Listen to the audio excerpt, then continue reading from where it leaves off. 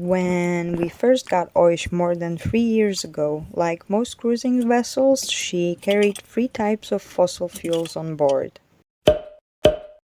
As you may or may not know, during our first major refit we got rid of diesel, and with that, a dream to become a fossil fuel-free boat was born. Next on our list to remove was gasoline. We wanted to switch to electric outboard for a while at this point, but with our modest budget, getting a plug-and-play solution was way too expensive. Instead, as per usual, we came up with an idea to do it the DIY way. The plan was quite simple and went roughly like this. Get an old broken ice outboard. Remove the internal combustion part and give it away for parts. Get an electric motor from an old pump, starter or windlass. Attach the motor to the outboard's lower unit. Organize a battery bank. Connect everything. And enjoy the silent, stink-free ride.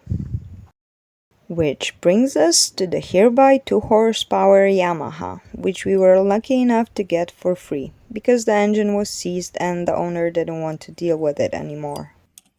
We promptly picked it up and Bartek proceeded with the disassembly process.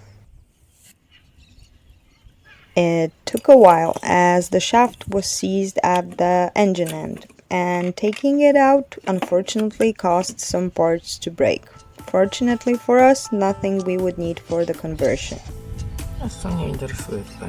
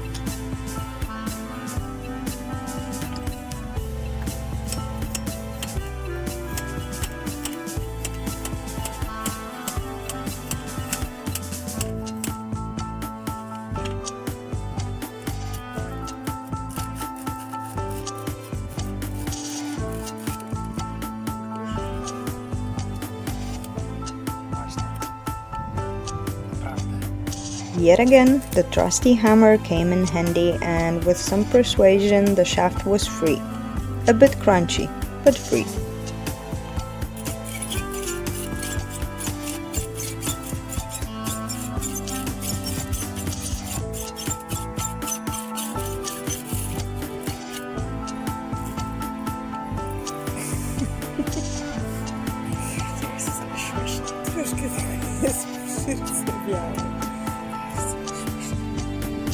And then our luck ran out. Just for fun, we decided to try to fire up the internal combustion part, and it turned out it was actually working. We couldn't bring ourselves to butcher any further a potentially working engine, so the project was shelved and put away with all the other for later projects.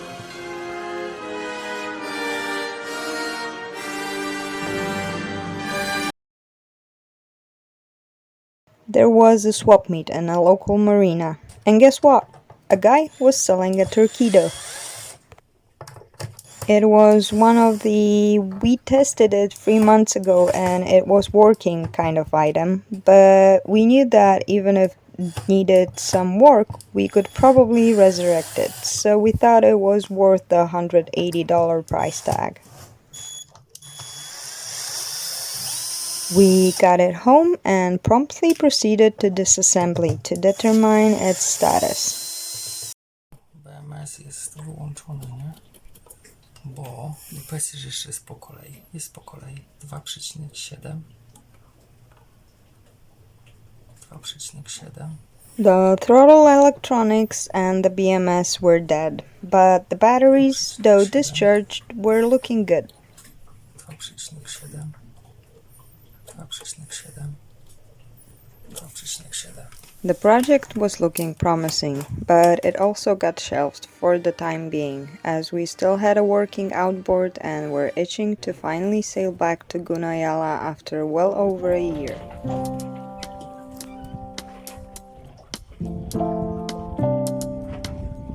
Mama Nature was kind to our rusty behinds, and our sail was just the way we like it. Chill, relaxing, and uneventful, aka grandma sailing.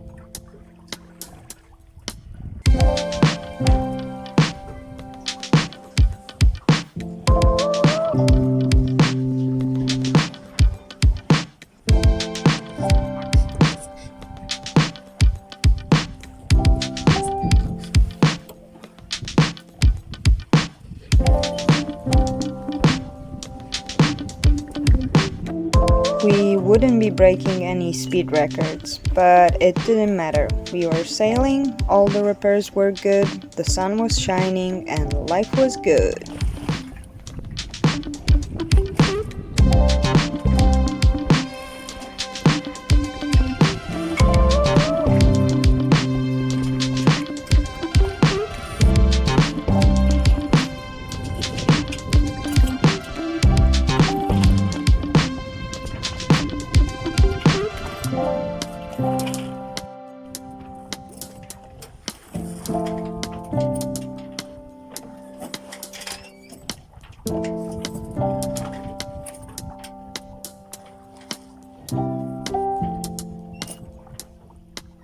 It took us around 20 hours to make the roughly 40-mile trip from Linton to Chichime, but at the end, not bad, considering it was blowing 0 to 5 knots most of the way.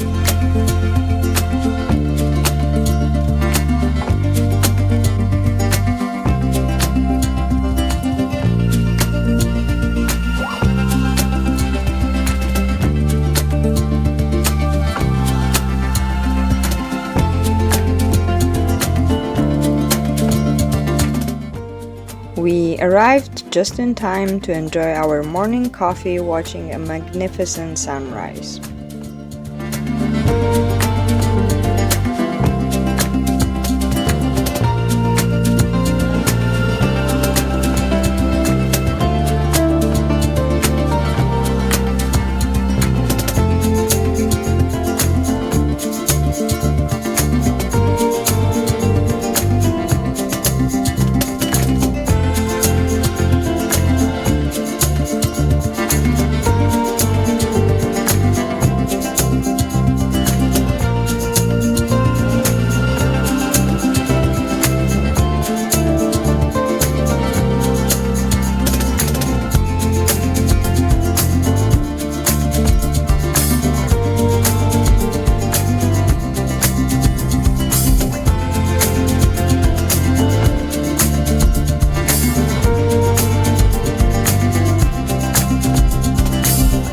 Of course, now that we were here, the wind decided to pick up a bit, so we used it to move more eastward. After getting some much-needed sleep and full of fresh sailing-fueled energy, we jumped into some projects. You might have noticed that we sailed under main and jib instead of our bigger head sail. That is because just before we left, we realized our roller furler was not working. It looked like the top swivel was to blame, but after taking it down except for a bit of dirt friction, nothing obvious seemed to be wrong with it. We still decided to proceed with disassembly, to give it a good clean. As always, there were some hurdles to overcome, like the lack of proper tool to take off the circlips.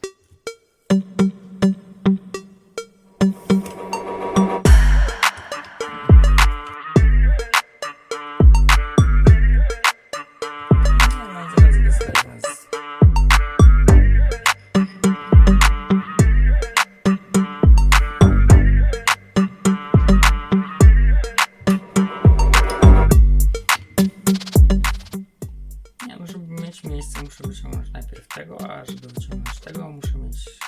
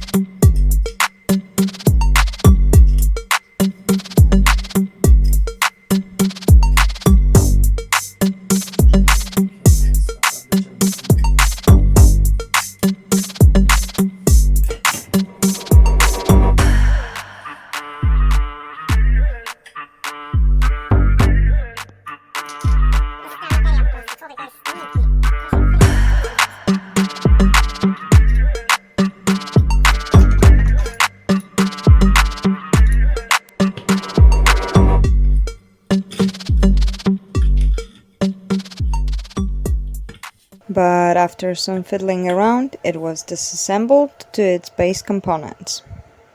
Widzę, po czym te łożyska miałyby się tak cieszyć, że one się kręcą. Może po tym czarnym plasticzku?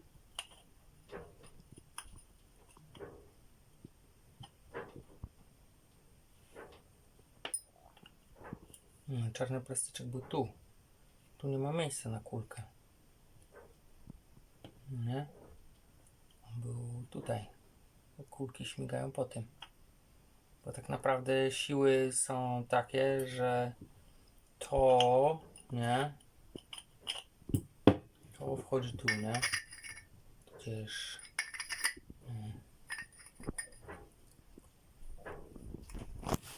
Nie? Kulka włazi tu, nie? To jest na tym, tak? A to chce zejść na dół i masz circlipa, no nie? Wtedy to na tym circlipie się trzyma tutaj. Nie? Fortunately, the cleaning helped and the problem disappeared. It was November now, which is what I call the final dump of the rainy season. The way I see it, every rainy season has a quota of rain to use, and anything that wasn't used up during the season gets dumped late October and November, and it rains a lot, which is good for water collection, but not for playing outside.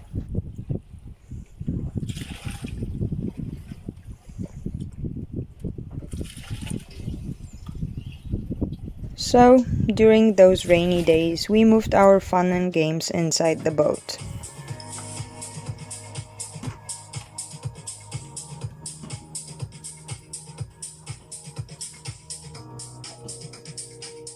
One project we wanted to tackle for a while now, but couldn't justify spending time on until now, was cleaning up and reorganizing our cabling situation.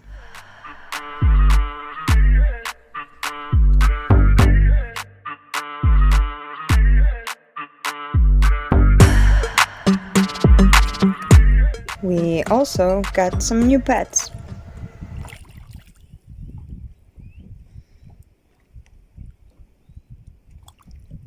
Cztery już są.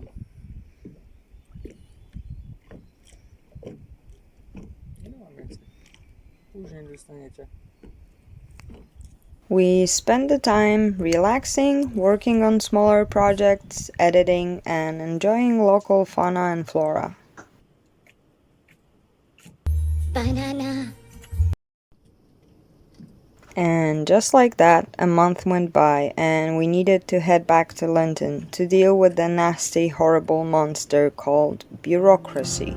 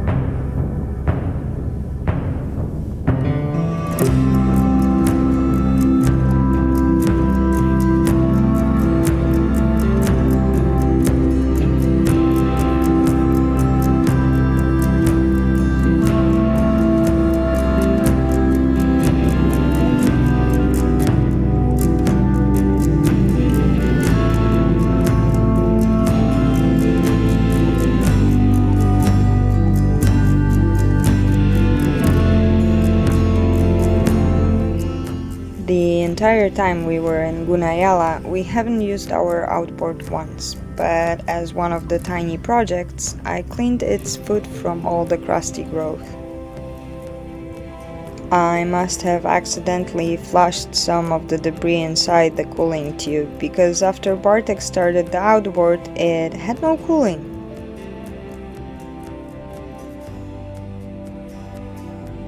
There was an attempt to remedy that, but it was unsuccessful, as its shaft also seemed to be stuck, and we broke the impeller housing trying to take it apart. Déjà vu.